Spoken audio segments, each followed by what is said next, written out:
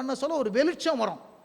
உன் வெளிச்சத்திற்கு ராஜாக்கள் ஓடி வருவார்கள், உன் ஒதித்திற்கு என்ன பண்ணுவார்கள், ஜனங்கள் ஓடி வருவார்கள். வெளிச்சத்தோடு கூட பிரசங்கம் இருக்கும். வெளிச்சத்தோடு வெளியே வசனத்தை படிப்பீங்க. இருந்தா ஒரு ஆமேன்னு சொல்லுங்க. ஹல்லேலூயா. எப்ப வெளிச்சம் வருதோ அப்ப விசுவாசம் வந்துடும். நான் அடிக்கடி சொல்லுவேன், ரொம்ப நாள் 128ஆம் சங்கீதம் ஒருத்தர் படிச்சுனே இருந்தாராம். அவருக்கு சொந்த வீடு கிடையாது. ஒரு நாள் படிச்சாராம் பாரு, என்னது, உன் பிள்ளைகள் உன் வீட்டை சுற்றி ஒலிவமர கன்றுகளை போல் வளருவார்கள். உன் வீடு அப்படின்னா இருப்பாரு. ஆஹா, இது 128 சங்கீதம் வெறும் என்னதுங்க, கல்யாணத்தில் வாசிக்கிறது இல்லை, டெய்லி வாசிக்கிறது இல்லை, அதில் என் வீடுன்னு சொல்லுதப்பா. அப்போ நான் வாடகை வீட்டில் தானே இருக்கிறேன், இது என் வீடு, இனிமேல் என் வீடா என்ன பண்ணோம், எனக்கு வரும், என் வீட்டில் என் பிள்ளைங்க வளருவான்னு சொல்லுது.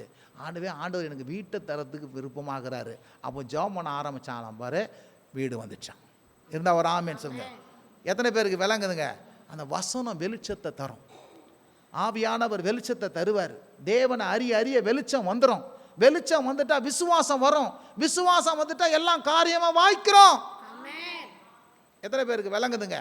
ஹல்லேலூயா. நான் ஏன் மாற்றிலாம் நிறைய நேரத்தில் பாடுறேன், ஒரு பாடல் அப்படியே எழுதுறபடியே பாடுறேன், கொஞ்சம் மாற்றி பாடுறேன். ஏன்? வெளிச்சம் தர ஆண்டவர், இப்படியும் பாடலாம். இருந்தா ஒரு ஆமேன்னு சொல்லுங்க. ஹல்லேலூயா. வெளிச்சத்தோடு கூட பாடணும், அது விசுவாசத்தை கொண்டு வரும். இருந்த ஒரு ஆமேன்னு சொல்லுங்க. அதுக்கு அடுத்த வசனத்தை படிக்குமா. அவைகள் நாங்கள் மனுஷன் போதிக்கிற வார்த்தைகளை பேசாமல் பரிசுத்த ஆவி போதிக்கிற வார்த்தைகளை பேசி ஆவிக்குரியர்களை சம்பந்தப்படுத்தி காண்பிக்கிறோம். பார்க்குறேன் பாருங்க, ஆவியை பெற்றவன் தான் ஆவிக்குரிய ரகசியங்களெல்லாம் சொல்லுவான். அது மனுஷனுக்கு புரியாது. ஜென்ம சுவாபம் உள்ள மனுஷனுக்கு பைத்தியமா தோணும். பின்னாடி வசனம் படிங்க.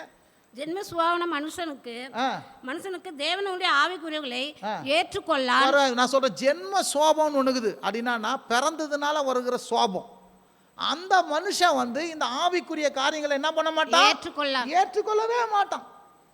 ஏங்க, இந்த ஆவியானவர் மேல இன்ட்ரெஸ்ட் இல்லாத கூட இதை ஏற்றுக்கொள்ள மாட்டான்.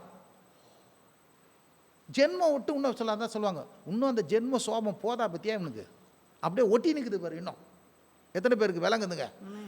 ஜென்ம சோபம் இது என்ன பரப்புறதுனால உண்டாகிற சோபம். இப்படிப்பட்ட சோபம் இருக்கிற மனுஷன் ஆவிக்குரிய காரியங்கள் என்ன பண்ண மாட்டான். அவன் என்னத்துக்கு சும்மா கோயிலுக்கு பாரு, அங்க என்ன இருக்குது உங்களுக்கு, அவனுக்கு ஜென்ம சோபம். இது புரியவே புரியாது. உடனே எங்கள் வீட்டுக்காரர் சொல்கிறாரு, எங்கள் அப்பா சொல்கிறாரு, என்ன கோயிலுக்கு போக சொன்னதான் உன்னை வேத வாக்கான்னு எடுத்தேன்னு வச்சுக்க, பிசாசுக்கு சாத்தான் உங்கள்கிட்ட வேதம் ஓதுதுன்னு அர்த்தம். உன்னை குழி தோண்டி என்ன பண்ணுவாங்க. ஜென்ம சோபம் உள்ள மனுஷன் ஆவிக்குரிய காரியங்கள் இல்லை, இதை செய்யாத அதை செய்யாத, இதை பண்ண அதை பண்ணான்னா உன்னை மூட்டை கட்டி ஓரம் கட்டிட்டான்னு அர்த்தம் சாத்தான். ஹலோ, விளங்குறவங்களா ஒரு ஆமேன்னு சொல்லுங்க. அப்பாவா இருக்கலாம், கூட பிறந்த பொண்டாட்டியாக்கலாம், ரட்சிக்கப்படல அப்படின்னா அவனுக்குள்ள அந்த ஜென்ம சோபத்தின் உள்ள ஆலோசனை தான் வழிய ஆவிக்குரிய காரியங்களை குறித்து அவனுக்கு புரியவே புரியாது, விளங்கமோ விளங்காது. எத்தனை பேருக்கு விளங்குதுங்க? ஏற்றுக்கொள்ளலாம், அவைகள் அவனுக்கு பைத்தியமாய் தோன்றும், ஆவிக்கேற்றக்குறமாய் ஆராய்ந்து நிதானிக்கப்படுவர்கள் அவர் என்ன பண்ண மாட்டான், அறியவே மாட்டான். அவனுக்கு மனக்கு புத்தியும் மனமும் மூடி போய்கிட்டு, இருள் அடைஞ்சிருக்குது. ஆனால் உனக்கோ புத்தியும் அருளும் தேவனுடைய வெளிச்சம் இருக்குது, நித்திய ஜீவன் இருக்குது. தேவன் மனக்கண்ண என்ன பண்ணிக்கிறாரு, திறந்திருக்கிறார். அதுக்கு அடுத்த வசனம் படிங்க. ஆவிக்குரியவன் எல்லாவற்றையும் ஆராய்ந்து நிதானிக்கிறான். உங்களை குறித்து சொல்ல, ஆவிக்குரியவன் சொல்லுங்க. நான் ஆவிக்குரியவன் எல்லாவற்றையும் ஆராய்ந்து நிதானிக்கிறான். ஆனாலும் அவன் மற்றொருவனாலும் உங்களை யாரும், அவன் எல்லாரையும் நிதானிப்பான், உலகத்தை நிதானிப்பான், தேவ தூதரை நியாயம் விசாரிப்பான், எல்லாத்தையும் நிதானிப்பான். ஆனா உங்களை யாரும் என்ன பண்ண முடியாது, ஜட்ஜ் பண்ண முடியாது. எத்தனை பேருக்கு விளங்குதுங்க? ஆண்டவர் அந்த இடத்துல வச்சுக்கிறார், யா உன்னே என்னையா. நீங்க தான் அவங்களுக்கு புத்தி சொல்லபடியே அவங்க உங்களுக்கு என்ன பண்ண முடியாது, புத்தி சொல்லவே முடியாது. எத்தனை பேருக்கு விளங்குதுங்க? அதனால அவங்கள மதிக்க கூடாது, இல்லை மரியாதை கொடுக்க கூடாது. மரியாதை மதிப்பு கொடுங்க. தேவனுடைய காரியங்கள் வரும்போது ஆவிக்குரியவர்கள் உங்களுக்கு தான் கர்த்தர் கொடுத்துக்கிறார், உங்களுக்கு தான் ஆவியானவர் கொடுத்துறார், உங்களுக்கு தான் உள்ளத்தில் பேசுகிறார், உங்களுக்கு தான் மனக்கண்ணை திறந்துக்கிறார், உங்களுக்கு தான் உள்ளத்தில் வச்சுக்கிறார். அது அவங்களுக்கு என்ன பண்ணாது, புரியவே புரியாது. எத்தனை பேருக்கு விளங்குது? அதனால தான் ஆண்டவர் சொல்கிறாரு, எப்பா பிதாவாகிய தேவனையும் குமாரனாகிய இயேசு கிறிஸ்துவையும் அறிவது நித்திய ஜீவனு. இந்த தேவனை அறிந்து கொள்வதற்கு ஞானத்தையும் தெளிவையும், சொல்லுங்க ஞானத்தையும் தெளிவையும். ஆவியானவர் எப்போ உனக்குள்ள வந்துடுறாரோ இந்த ஜெபத்தை பண்ணி, நீ உனக்குள்ள ஞானத்தில் குறைவு இருக்காது, அறிவில் குறைவு இருக்க மாட்ட, தெளிவில் குழப்பமே இருக்காது. சொல்லுங்க, என்ன இருக்காதுங்க? குழப்பமே இருக்காது, தெளிவாக இருப்பீங்க. அதனால ஜெபத்தை என்ன பண்ணுங்க, ஆண்டவரே என்ன பண்ணுங்க, எனக்கு ஞானத்தையும் தெளிவையும் அளிக்கிற ஆவியை தாங்க. சொல்லுங்க, ஞானத்தையும் தெளிவையும் அளிக்கிற. இதுதான் ஜெபமாக இருக்கணும். தாங்க ஆண்டவரே, எனக்கு தாங்க, இது வரைக்கும் தந்திருக்கீங்க, நன்றி, இன்னும் தாங்க. தேவனுடைய காரியங்களை அறியணும். நீ தேவனுடைய காரியங்களை அறிய அறிய அறிய இந்த உலகத்தில் லேசாக வாழலாம், இந்த உலகத்தில் நல்லா வெற்றியோடு வாழலாம், ஆசீர்வாதமாக வாழலாம். இருந்தால் ஒரு ஆமேன்னு சொல்லுங்க.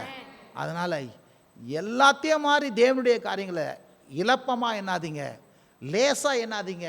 அதை செஞ்சால் செய்யலாம், ப்ரையாரிட்டி என்ன பண்ண, தேவனுடைய காரியங்களுக்கு ப்ரையாரிட்டி, முதலிடம், தெரிந்து கொள்ளுதல். இதுக்கு நீங்கள் எவ்வளோ முக்கியம் கொடுக்குறீங்களோ அவ்வளோ இதுக்கு பெரிய காரியத்தை கர்த்தர் செய்வார். இருந்தால் ஒரு ஆமேன்னு சொல்லுங்க. ஹல்லேலூயா, ஹல்லேலூயா. நான் தான் பாருங்கள், இந்த மாம்சீகமாக நடக்கிறவங்க நான் போராட முடியாது, அவங்களுக்கு புத்தி சொல்லவும் முடியாது, அவங்களுக்கு என்ன சொன்னாலும் விளங்காது.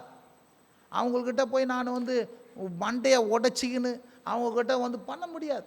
ஒரு முறை சொல்லுவேன், 2 முறை சொல்லுவேன், தோத்திரம் ஜெபம் பண்ணுறேன். அதோட நீ உண்டு, ஆவியானவர் உண்டு, வா வசனத்தை கேளு, என்னைக்காவது ஒரு நாள் புரிஞ்சுக்கோ, எனக்காவது உள்ளத்தில் உள்ள போய் போய் போய் போய் போய் போய் போய் போய் அதனால் ஆவியானவருக்கு இடம் கொடுங்க. ஆவியானவருக்கு இடம் கொடுக்க ஆட்டோமேட்டிக்காக வாழ்க்கை ரொம்ப லேசாக ஆகிடும். இலை போல வாழ்க்கையை வாழ ஆரம்பிச்சிருவீங்க, ஆசீர்வாதமான வாழ்க்கையை வாழ ஆரம்பிச்சுவீங்க. எதை செய்யணும் எதை செய்யக்கூடாதுன்ற ஒரு தெளிவு வந்துடும். டிசிஷன் மேக்கிங் பவர்னு வாங்க இங்கிலீஷில். ரைட் டைம் ரைட் காரியங்களை நம்ம சூஸ் பண்ணணும், செலக்ட் பண்ணணும். இந்த பவரை கொடுத்துருவாங்க. எதை எப்போ எந்த நேரத்தில் எப்படி செய்யணும் அப்படின்ற ஒரு பவரை கொடுப்பார். இருந்தால் ஒரு ஆமேன்னு சொல்லுங்கள். புரியுதா நான் சொல்கிறது? அந்த பவரை கொடுத்துருவார். அந்த பவரை கொடுத்துட்ட பிறகு நீ செய்கிறதெல்லாம் வாய்க்கும். ஹல்லேலூயா, விளங்குது? அவன் செய்வதெல்லாம் வாய்க்கும். ஜெபம் செய்வோம். ஸ்தோத்திரம் ஆண்டவரே, ஸ்தோத்திரம் ஆண்டவரே, ஸ்தோத்திரம். இந்த நல்ல நாளுக்காக ஸ்தோத்திரம், இந்த நல்ல காலை வேலைக்காக ஸ்தோத்திரம். பிதாவாகிய தேவனையும் குமாரனாகிய இயேசு கிறிஸ்துவையும் அறிவதே நித்திய ஜீவன். தேவனே உம்மை அறிந்து கொள்வதற்கு, பிதாவே உம்மை அறிந்து கொள்வதற்கு, இயேசு கிறிஸ்துவின் தேவனும் பிதாவுமானவரை அறிந்து கொள்வதற்கு எங்களுக்கு ஞானத்தை தாங்கப்பா, தெளிவை தாங்கப்பா, அந்த பரிசுத்த ஆவியை தாங்க. இதுவரை உம்மை அறிந்து இருக்கிறோம், இன்னும் உம்மை அறியணும், அறிய பிரகாரம் அறியணும். நாங்கள் எப்படியாய் வாழ வேண்டும் என்பதை ஆண்டவரை அறிந்து கொள்வதற்கு அப்பா உம்முடைய ஆவியை எங்களுக்கு தாங்க. தேவனை அறிவதற்கும் வசனத்தை அறிவதற்கும் அந்த வெளிச்சத்தை தாங்க, அந்த வெளிப்பாட்டை தாங்க ஆண்டவரே. ஆவியானவரே எங்களுக்குள்ள வாங்க. நாங்கள் உன் மேலே வாஞ்சையாக இருக்கிறோம், தாகமாக இருக்கிறோம். எங்களை நடத்துங்க ஆண்டவரே. ஆண்டவரே எங்களை போதித்து செம்மையான பாதையில் நடத்துவேன், நடக்க வேண்டிய பாதையில் நடத்துவேன்னு சொன்னீங்களா ஆண்டவரே. நடத்துங்க ஆண்டவரே. இந்த நாளில் வந்த ஒவ்வொரு பிள்ளைகளுக்காக தோத்திரம். வசனம் உள்ளத்தில் புடமிடட்டும், வசனம் உள்ளத்தில் கிரியை செய்யட்டும். தேவனை அறிகிற அறிவை தந்தரலுங்க, மனக்கண்களை திறந்தரலுங்க.